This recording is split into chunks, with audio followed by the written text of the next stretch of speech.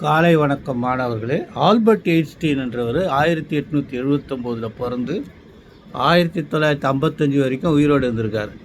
இப்போ நான் 2 வயசாக இருக்கிற வரைக்கும் அவர் உயிரோடு இருந்துக்கிறார். நான் 1954 பிறந்தேன். ஆனால் இப்போ அந்த காலத்தில் பல பிரச்சனைகள் காரணமாக 1953ன்னு எங்கள் அம்மா பர்த் சர்டிஃபிகேட் கொடுத்து, பர்த் சர்டிஃபிகேட்லாம் கிடையாது, ஜாதகத்தை ரெடி பண்ணி ஒரு பேப்பரில் மஞ்சாவை தடவி ஸ்கூலில் சேர்த்து விட்ருவாங்க. இவர் என்ன பண்ணுறாருன்னா, ரிலேட்டிவிட்டி தியரியை கண்டுபிடிச்சிருக்காரு. ஆல்பர்ட் எயின்ஸ்டீன் ஜெர்மானியனு ரிலேட்டிவிட்டி தியரி. அதாவது E=mc². ஈன்னா எனர்ஜி, எம்னா மாஸு, சின்னா ஸ்பீட் ஆஃப் லைட். இந்த மூணுத்துக்கும் தொடர்பு இருக்குதுன்னு சொல்லியிருக்காரு. இந்த உலகத்தை தாண்டிய எல்லா பொருட்களுக்கும் இப்படி தான் அது இயங்குதுன்னு கண்டுபிடிச்சிருக்காரு.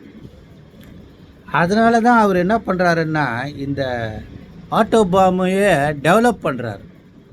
அதுக்கான பல முன்னேற்றங்களை ஆட்டோபாம்பில் கண்டுபிடிச்சவர் அவர் அருமையான விஞ்ஞானி. இது நீங்கள் ரிலேட்டிவ் தியரியை என்னால் அவ்வளோ டீப்பாக எக்ஸ்பிளைன் பண்ண முடியாது, நீங்கள் படித்து தெரிஞ்சுக்கிங்க. அதை கண்டுபிடிச்சவர் ஆல்பர்ட் எயின்ஸ்டீன். Best wishes.